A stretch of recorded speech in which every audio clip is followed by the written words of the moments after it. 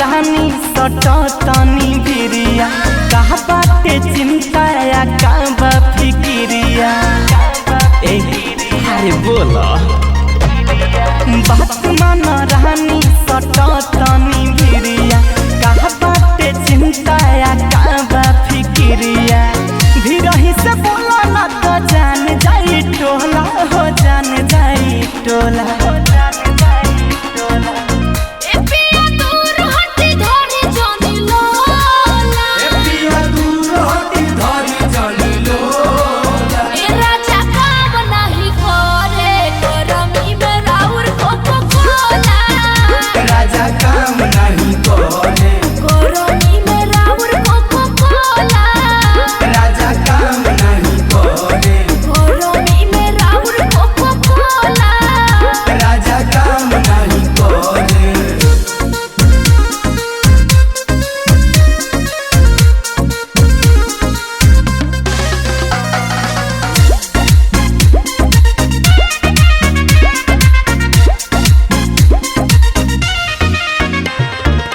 आइल बारू बोलाए धनिया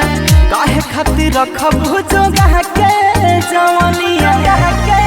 जवानिया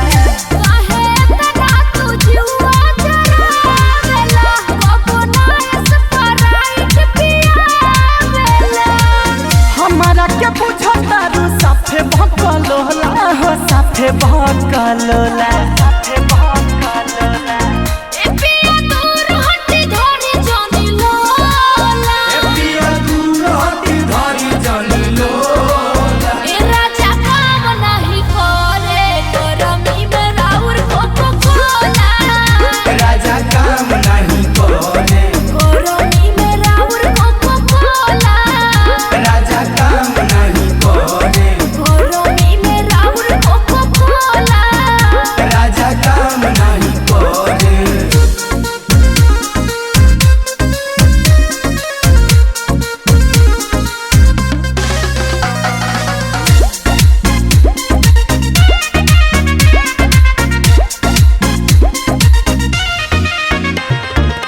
जानतानी गर्मी से बाटे